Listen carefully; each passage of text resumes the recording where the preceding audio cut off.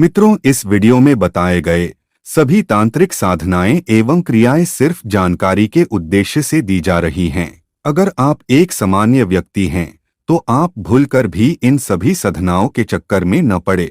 माता भगवती की पूजा करें और सामान्य जीवन यापन करें। मित्रों, मैं जिन साधनाओं का उल्लेख करने जा रहा हूं, यह किसी भी गृहस्थ को नहीं करनी चाहिए। कोई साधु या साधक जो सिद्ध है वो ही इसे कर सकता है, वो भी साक्षात अपने गुरु के संरक्षण में रहकर करे, क्योंकि बात केवल एक भूत या प्रेत की होती तो शायद कंट्रोल हो भी जाए।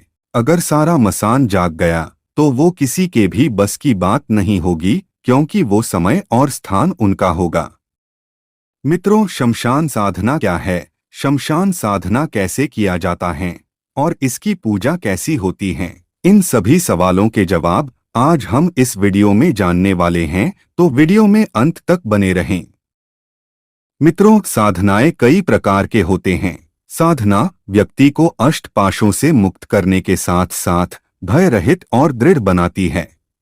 साधना करने के बाद व्यक्ति निर्भय होकर संसार में कहीं भी घूम सकता है। भूत प्रेत आत्मा ये सभी उसके अधीन रहते हैं। जो व्यक्ति इस शमशान साधना को करने में सफल हो जाते हैं, उनको काम, क्रोध, भय, घृणा, जुगुप्सा कभी परास्त नहीं कर सकते। इस साधना के बाद व्यक्ति को आत्मज्ञान प्राप्त हो जाता है। मित्रों, श्मशान 10 प्रकार के होते हैं। सफेदा, यमदंड, सुकिया, फुलिया, हल्दिया, कामेदिया, मिचमिचिया, किकदिया, सिलासिल्या, पिलिया। यह एक प्रकार की 10 प्रेत शक्तियां हैं जो काफी उग्र होती हैं। इन्हीं 10 शक्तियों से प्रेत, पिशाच, भैरव, बेताल आदि के मंत्र सिद्ध किए जाते हैं। इसे मशान जगाना कहा जाता है। श्मशान के अधिष्ठाता धूम्रलोचन को माना जाता है, जो प्रेत पिंड चिता से पकता हुआ मांस भोजन के रूप में लेते हैं। मशान जगाना यह अभिचारिक प्रयोग हैं जो बहुत ही कठिन काम हैं, इसलिए आप इसके चक्कर में न पड़े तो ही अच्छा रहेगा।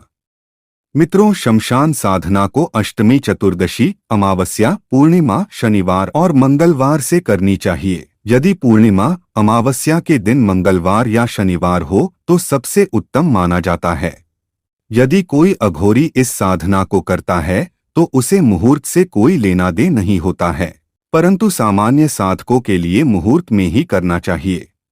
साधना भोग के लिए कुछ भी लिया जा सकता है, क्योंकि श्मशान साधना में आमिष और निरामिष दोनों भोग होते हैं।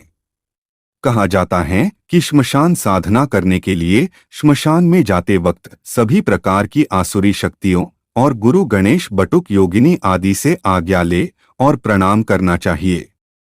जब साधक शमशान में आसन ले लेता है तो आसन लेने के बाद पूर्व की ओर शमशान अधिपति को, दक्षिण में भैरव, पश्चिम में काल भैरव और उत्तर में महाकाल को रखकर ही साधना प्रारंभ करना चाहिए।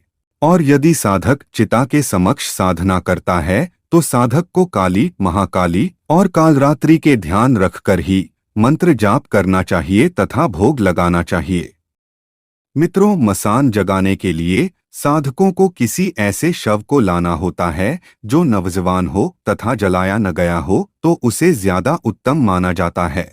जिस दिन शमशान जगाना होता है उस दिन जहां बकरा काटा जाता है वहां से एक सामान लाना होता है, लेकिन शमशान जगाने से एक दिन पहले श्मशान से जाकर यह आज्ञा लेना पड़ता है कि कल तुम्हें जगाना है। फिर उसके अगले दिन सभी सामग्री को लेकर श्मशान में जाना होता है और विधिवत साधना किया जाता है। साधक को मसान जागर मंत्र को श्मशान में 10,000 बार सिद्ध करना होता है और अमावस की रात में मुर्दे की खोपड़ी पर यंत्र लिखकर सिद्ध करना होता है। साधना के समय जब मुर्दे की खोपड़ी से आवाज आने लगती है तो ऐसा समझा जाता है कि मंत्र सिद्ध हो चुका है। मित्रों, और जानकारी के लिए आपको बता दूं कि औघड़ तांत्रिक को आपने तो जरूर देखा होगा। अगर देखे होंगे तो आपको यह भी मालूम ही होगा कि उन लोगों के पास एक लगभग आधे हाथ की साइज का एक हड्डी रहता है। इस हड्डी को मसान बोला जाता है। तांत्रिक लोग इस मसान से बातें करते हैं। ये 100% सत्य बातें हैं। जब तांत्रिक लोग इस मसान को अपने कान के पास ले जाते हैं तो उसमें से एक सूक्ष्म ध्वनि निकलती है जिसे केवल वही सुन सकते हैं।